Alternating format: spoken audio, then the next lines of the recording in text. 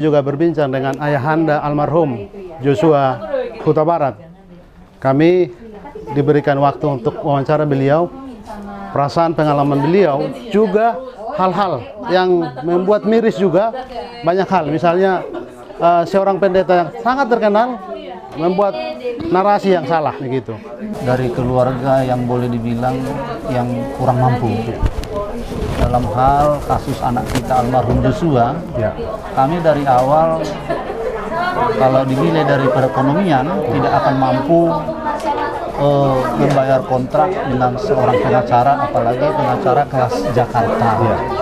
Tapi saya memang dengan iman, penuh dengan iman, berdoa kepada Tuhan bahwa saya yakin Tuhan yang memulai dan Tuhan yang memberikan jalan.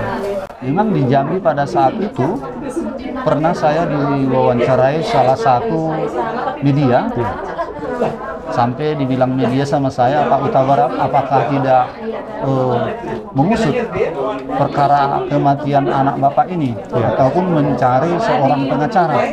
Langsung saya bilang sama awak media, kamu lihat keadaan saya enggak bersembunyi, lihatlah ini keadaan keluarga kami. Saya akan mampu menjadi seorang pengacara, tapi saya yakin penuh dengan iman kalau Tuhan bekerja, tidak ada yang mampu untuk melawan dan tidak ada yang mampu untuk menghalangi. Tempo 2 hari Tuhan menjawab doa kami keluarga. Tuhan mengirim Pak Komarudin di tengah-tengah keluarga kami hingga saat ini. Pak Komarudin dengan ikhlas mengungkap kasus ini tanpa ada bayangan kami. Apalagi almarhum adalah seorang birenya. Bagi Batak bilang bire itu adalah sambola langit, menjarna besi.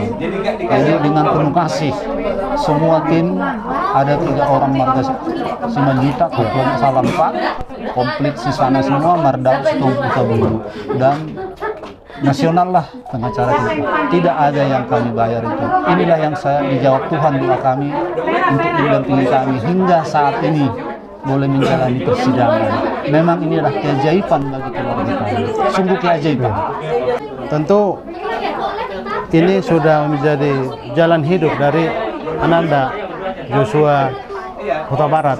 Harus begitu, kita terimalah sebagai orang Kristiani. Kita tahu bahwa Tuhan lebih tahu apa yang terbaik untuk Joshua juga. Tapi secara hukum ini kasus sudah di ruang sidang sekarang. Tetapi ruang sidang ini kan rentetannya panjang. Pasti butuh napas panjang. Bagaimana kesiapan mental, waktu, materi, bahkan pikiran juga akan tersita. Landasan kita yang paling utama kita berdoa buat Tuhan. Itu dasar kita. Kalau kita udah berdoa penuh dengan iman, tiada yang mustahil bagi kita. Tuhan akan mencukupkan segalanya, saya yakin. Tuhan akan memberikan kesehatan bagi kita, kekuatan mental, begitu juga dengan materi. Saya yakin Tuhan akan mencukupkannya.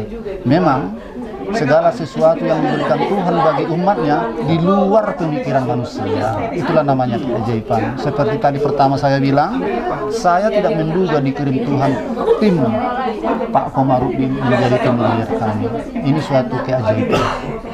Oke, satu lagi pertanyaan Amang Huta Barat.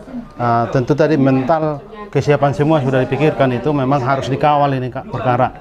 Tetapi kembali harapan kita salah satunya, pengacara pun yang nasional kan mereka hanya sampai di ruang menjadi saksi. Dia bukan jadi pembela berbaju pengacara di ruang sidang.